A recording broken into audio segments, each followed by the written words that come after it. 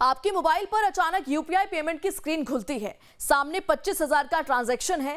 पहले आप जल्दबाजी में पिन डाल देते थे और बाद में पता चलता था कि आप ठगी का शिकार हो गए। लेकिन अब ठीक उसी समय आपकी स्क्रीन पर एक बड़ा सवाल आएगा। क्या आप इस संदिग्ध ट्रांजैक्शन को जारी रखना चाहते हैं? यस या नो? अगर आपने नो दबा दिया तो शायद आपके हजारों या लाखों रुपए बच सकते हैं। सवाल यह है कि आखिर बैंक ऐसा क्यों करने जा रहा है और कौन सी ट्रांजैक्शन को संदिग्ध माना जाएगा? क्या हर पेमेंट पर यह अलर्ट आएगा और क्या इससे यूपीआई फ्रॉड सच में खत्म हो जाएगा? आज इस वीडियो में हम पूरा सच समझेंगे। जय हिंद, नमस्कार, मैं हूं प्रेरणा सिंह और आप देख रहे हैं लाइव टाइम्स का डिजिटल प्लेटफॉर्म। भारत में यूपीआई आज दुनिया का सबसे बड़ा डिजिटल पेमेंट सिस्टम बन चुका है। हर महीने अरबों ट्रांजैक्शन होते हैं और लाखों करोड़ रुपए ट्रांसफर होते हैं। लेकिन जितनी तेजी से यूपीआई बढ़ा, उतनी तेजी से साइबर फ्रॉड भी बढ़ा। आज सबसे ज्यादा फ्रॉड किस तरह होते हैं? Fake QR code, payment link scam, screen sharing apps, fake customer care, investment scam, parcel scam, KYC update scam, loan app scam. यानी टेक्नोलॉजी जितनी स्मार्ट हुई, ठग उससे भी ज्यादा स्मार्ट हो गए। मीडिया रिपोर्ट्स के मुताबिक बैंक और यूपीआई सिस्टम ऐसा मैकेनिज्म तैयार कर रहे हैं जिसमें अगर किसी ट्रांजैक्शन में रिस्क नजर आता है तो सीधे पैसे भेजने की बजाय पहले ग्राहक से दोबारा पुष्टि ली जाएगी।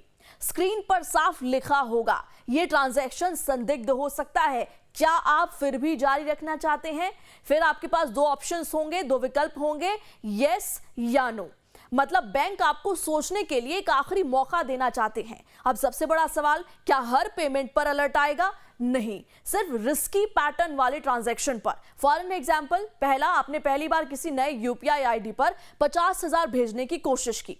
सिस्टम बोलेगा रुकिए, पहले कंफर्म कीजिए। दूसरा, जिस अकाउंट को पैसे भेज रहे हैं वो फ्रॉड मॉनिटरिंग सिस्टम में फ्लैग हो। तीसरा, आपके व्यवहार से, बिहेवियर से बिल्कुल अलग ट्रांजैक्शन। मान लीजिए आप रोज 500 या 1000 रुपए भेजते हैं, अचानक रात 2 बजे 80,000 भेज रहे हैं। रिस्क इंजन इसे पकड़ सकता है। चौथा, जिस अकाउंट में पैसे जा रहे हैं वो पहले फ्रॉड केसेस में इस्तेमाल हुआ हो।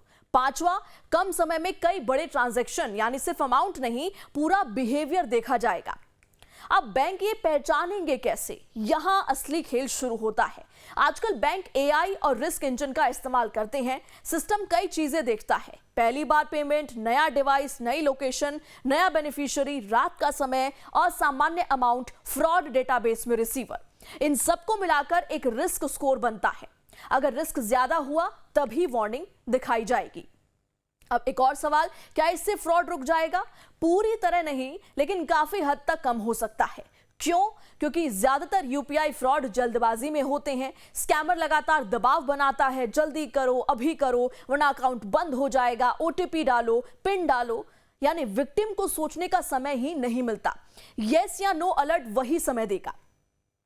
अब फ्रॉड साइकोलॉजी को समझते हैं। साइबर क्रिमिनल कभी भी टेक्नोलॉजी से पहले इंसान के दिमाग पर हमला करता है।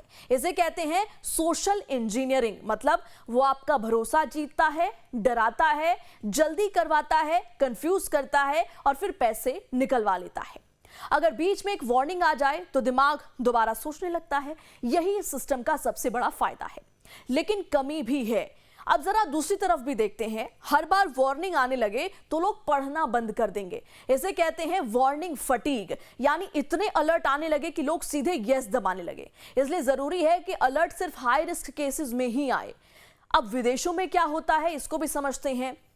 यूके, ऑस्ट्रेलिया, सिंगापुर, यूरोप, कई देशों में बैंक पहले से सस्पिशियस पेमेंट वार्निंग देते हैं।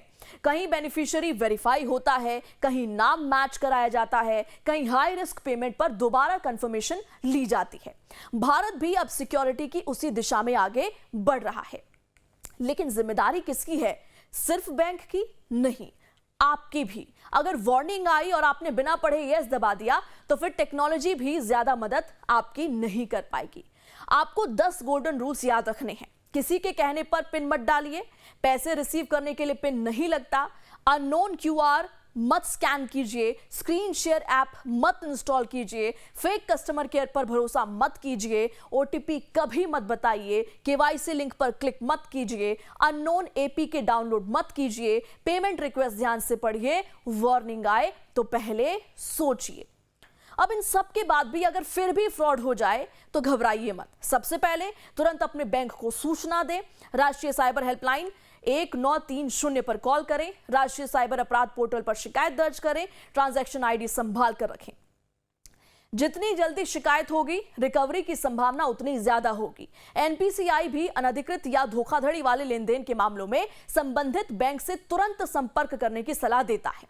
फाइनल एनालिसिस देखिए, यस या नो अलर्ट कोई जादुई समाधान नहीं है। यह फ्रॉड खत्म नहीं करेगा, लेकिन यह आपको एक एक्स्ट्रा चांस देगा, एक एक्स्ट्रा सेकंड देगा। और साइबर सिक्योरिटी में कई बार यही एक सेकंड लाखों रुपए बचा सकता है।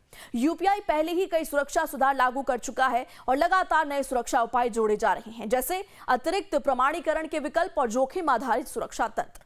अब सवाल आपसे, अगर आपके मोबाइल पर किसी 50,000 की पेमेंट से पहले बड़ा वार्निंग अलर्ट आए तो क्या आप बिना पढ़े यस दबाएंगे या पहले 2 बार सोचेंगे? अपनी राय कमेंट में जरूर बताइए। और अगर आपको ये जानकारी अच्छी लगी हो तो चैनल को सब्सक्राइब करना बिल्कुल भी ना भूलें। मुझे दीजिए इजाजत। जय हिंद, नमस्कार।